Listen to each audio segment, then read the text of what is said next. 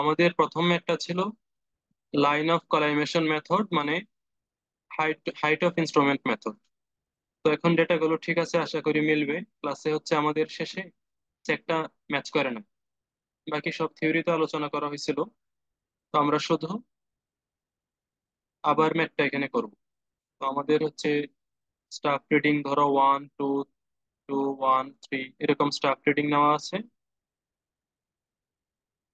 Changing point মানে station change করব হচ্ছে চতুর্থ পয়েন্টের পরে, তার মানে হচ্ছে এই অংশে আমরা স্টেশন চেঞ্জ করব। 1 নাম্বার রিডিং নেওয়ার পর 3 নাম্বারটা স্টেশন চেঞ্জ। আর বেঞ্চমার্ক মানে হচ্ছে যেটার আরএল আমরা জানি সেটার আরএল দেওয়া আছে 100। প্রথম কাজ হচ্ছে ডেটাটা ফিল আপ করবো ওই দিন যেভাবে ফিল আপ করছিলাম। প্রথমটা ব্যাক স্টেশন, এরপর একটা ইন্টারমিডিয়েট ইন্টারমিডিয়েট এরপরে একটা হচ্ছে ফোর সাইড কেন, কারণ এরপরে হচ্ছে স্টেশন চেঞ্জ হবে।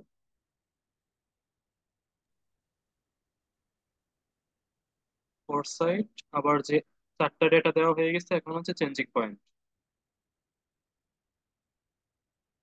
তো এখানে আমাদের হচ্ছে ব্যাক সাইড আসবে 3, এরপর আবার ইন্টারমিডিয়েট 2, আবার ফোর সাইড 1। এই হচ্ছে আমাদের ডেটা ফিল আপ করা। প্রথম চার্ট ফিল আপ করলাম, এখন হচ্ছে হাইট অফ ইনস্ট্রুমেন্ট বের করব আর প্রতিটা স্টেশনের আরএল গুলো বের করব। মেইন টার্গেট হচ্ছে আমাদের আরএল বের করা। প্রথম হচ্ছে হাইট অফ ইনস্ট্রুমেন্ট বের করব। আরএল দেওয়া ছিল 100, আমাদের ব্যাক স্টেশন হচ্ছে 1, তাহলে আমাদের হাইট অফ ইনস্ট্রুমেন্ট কত হবে?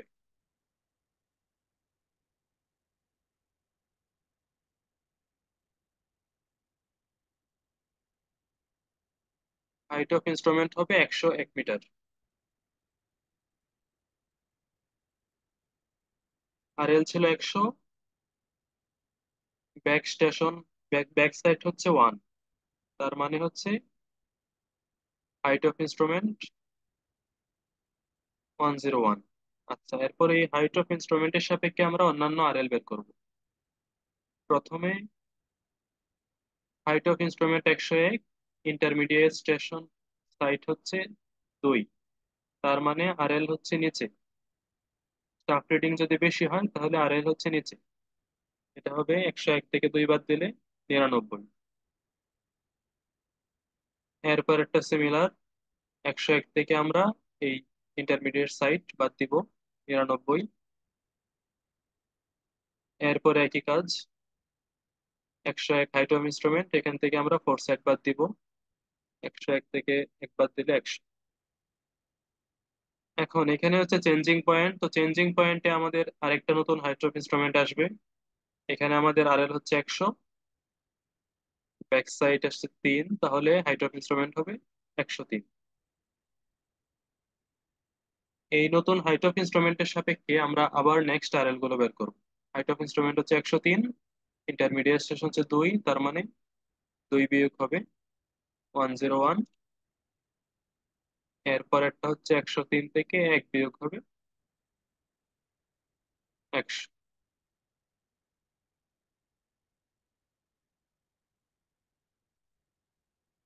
এই হচ্ছে আমাদের সবগুলো স্টেশনের আরএল বের করা শেষ।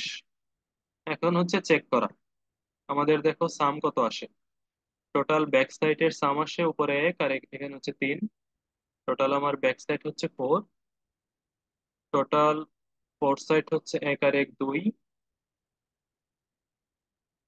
তো ফার্স্ট আরএল হচ্ছে 100, লাস্ট আরএল হচ্ছে 102। তো এখানে ডিফারেন্স হচ্ছে 102 থেকে 100। তাহলে আমাদের ব্যাক সাইড থেকে ফোর সাইডের ডিফারেন্স কত? 2। লাস্ট আরএল থেকে ফার্স্ট আরএল হচ্ছে সেম। এই যে আমাদের কিন্তু চেক মিলে গেল। সব সময় back side minus fore side equal হবে last RL minus first RL.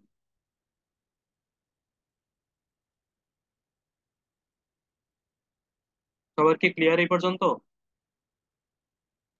জি স্যার। জি স্যার। আচ্ছা, এটা তোমরা এখন আপাতত দেখো, পরে আবার দেখতে পারবা, রেকর্ড দিয়ে দিব।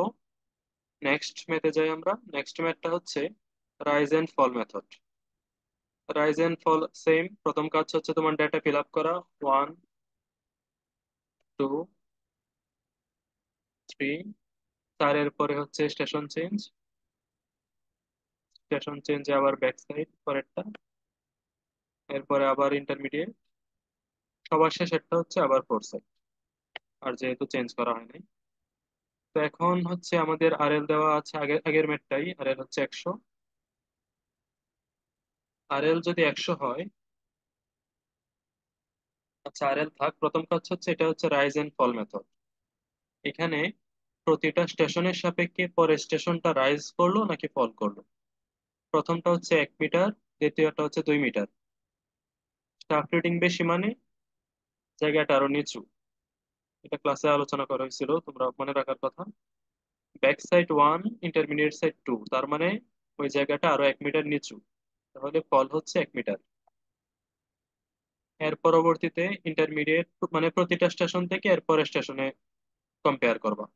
ইন্টারমিডিয়েট হচ্ছে 2, পরেরটাও 2, তার মানে এখানে রাইজ বা ফল কিছুই নাই, উভয়টাই জিরো। কিছু লিখতে হবে না, লাইক দিয়ে দিবে। নেক্সট, ইন্টারমিডিয়েট হচ্ছে 2, আমার ফোর সাইড হচ্ছে 1, এখানে রাইজ হচ্ছে 1। হাইট কমা মানে রাইজ, রাইজ হচ্ছে 1। তো আমরা প্রথম,